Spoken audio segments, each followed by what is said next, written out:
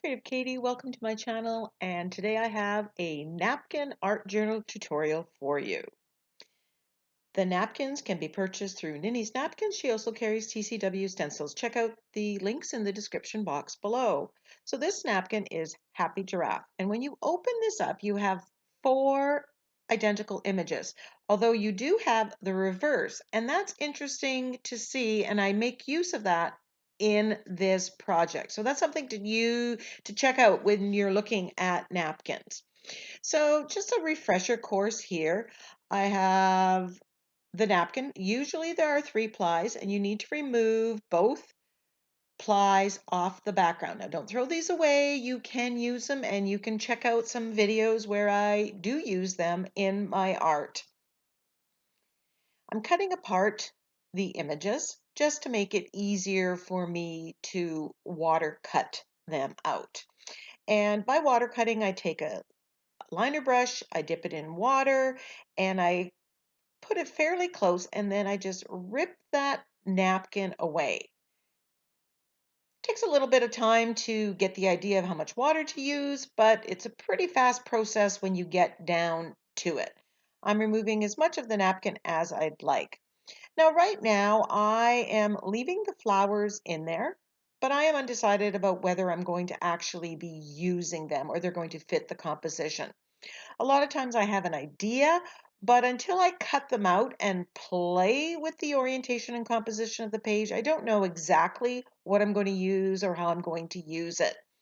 So now that I have them cut out, I can play with them and figure out exactly how I want the page to go.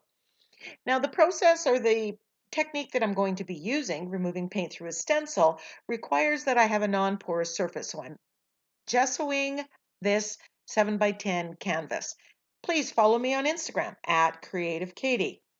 So I'm putting a coat of gesso because I want to be able to lift the paint off. And if I have the raw page, the paint will not lift off to the same ability.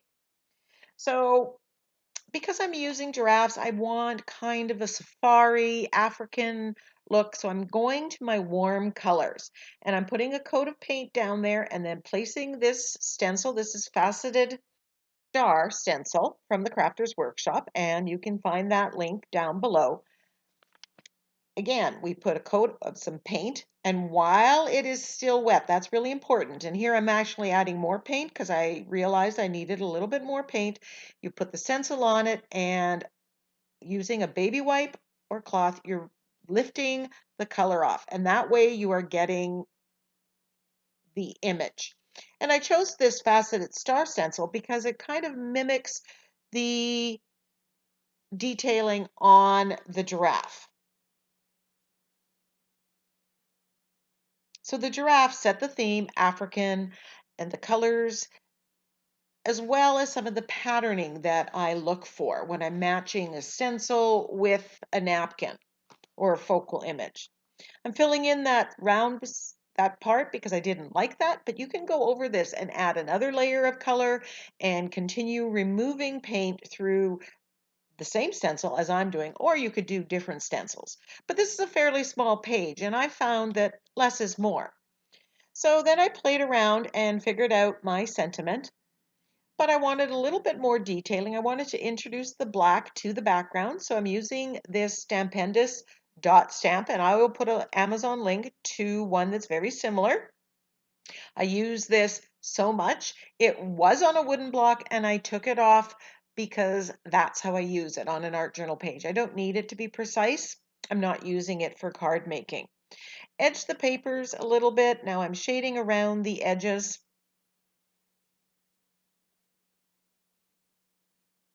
With black acrylic paint, and I'm using the floating acrylic technique here.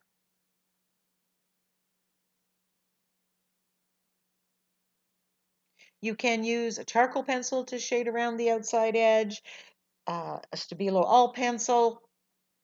Use what you have and what works best for you. I like using the acrylic paint and floating acrylic technique because it's permanent when it's dry. So now I'm finalizing how I want to put the sentiments and these giraffe focal images from the napkin.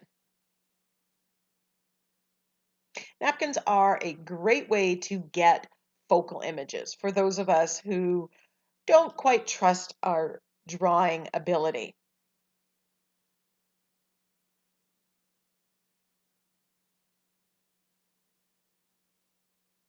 So I end up going back to where I wanted it from the beginning, the orientation that I wanted. And then because now I know where the giraffe is, I'm coming in and adding a little bit of stamping where I'm thinking it's missing it. You're tweaking the project. I'm gluing this down with my Liquitex matte medium. And I love this for decoupaging. Works well with the napkins. It works well when I'm decoupaging anything. I used to use gel medium and I've switched to the liquid. But if you have the gel, you can use it. Now I want these giraffes to stay pretty black and white. And if I glued them down right onto the background, because the white part of the napkin is going to turn translucent, I'm going to see a lot of that color. So I'm just lifting it up and painting underneath with white gesso. Another way to do this would be to glue the giraffe onto cardstock or copy paper, and then it would keep the colors of your napkin the same, and it wouldn't be interfering, or the background wouldn't interfere with it. So I'm gluing this down. Now, right about here, I realize that I have ripped the napkin. I got a little too rough and I ripped the napkin. There's a hole there. So, you know what? Because my napkin has 4 images, I decided I'm just going to scrape off that napkin. That's what you see me doing here. And I'm going to cut another one. Now, I could have gone in and just kind of touched it up and painted it, and nobody would have been the wiser. But I thought I'm going to show you how to fix it. Take it off while it's still wet or just a little coat of water, and then I grab another napkin and I water cut it, and now I'm decoupaging it down, being a little bit more careful this time.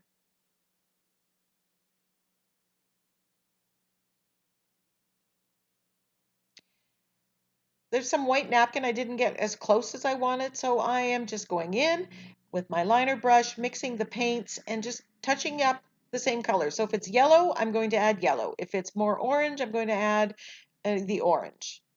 And I'm just getting rid of any evidence that this was a napkin.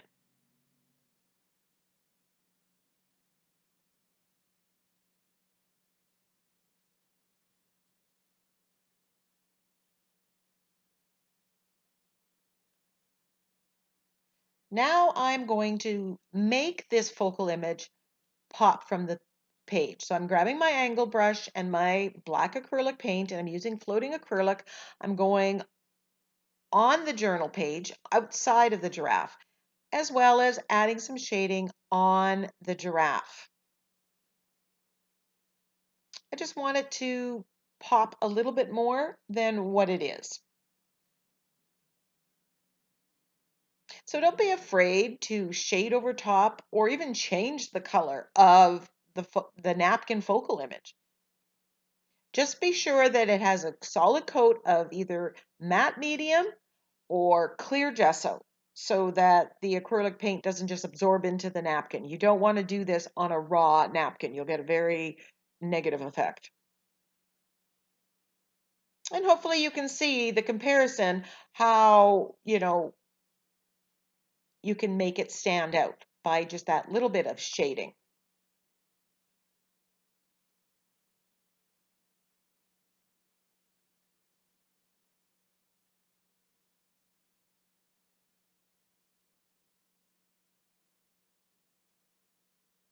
So the message on this one says, don't be afraid to stick out your neck. And, that's my message to all of you. Try something new, try a new technique, try a new color scheme, try something. Worst case scenario, it doesn't work. It's paper and paint and napkin. But if it works, you're successful. And the more times you try something, the more likely you are to make it work. I did some stenciling or stamping there with my white acrylic paint and my script stamp, just to add another detail, splattering it with black and now with white, and just removing it from some of the places that I don't want it.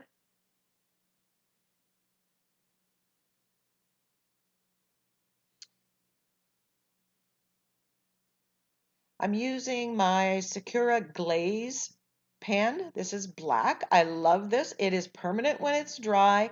It is dimensional. It is to die for.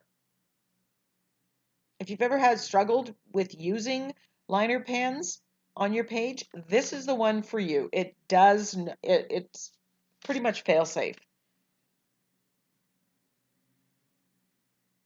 So I'm outlining the sentiment, and then I decide that I'm going to also outline the page. Give it a bit of a border.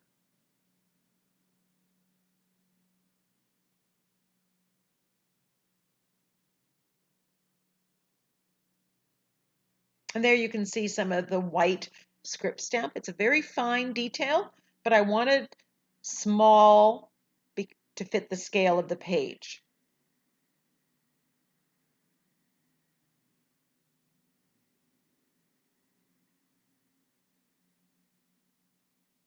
Then I decide I want a little bit more of a border. So I look through my stencils and I grab this ethereal stencil, and I am using black acrylic paint on a makeup sponge, and I'm creating a border for this page. And I guess I had flowers in my mind since the giraffes initially were holding a flower. I think I might have been able to, I don't know, what do you think of the border? Leave me a comment in the description box below.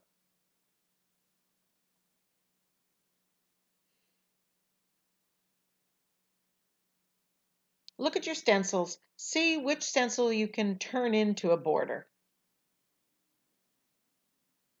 And again, here, this was me sticking out my neck, trying something a little different. I'll definitely use the stencil again as a border.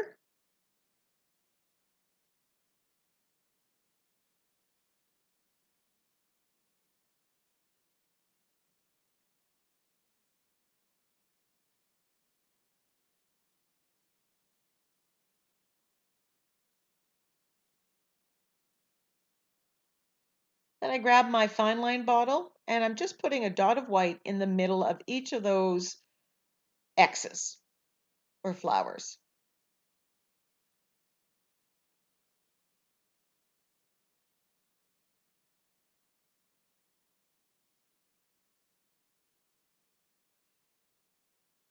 Thank you so much for joining me.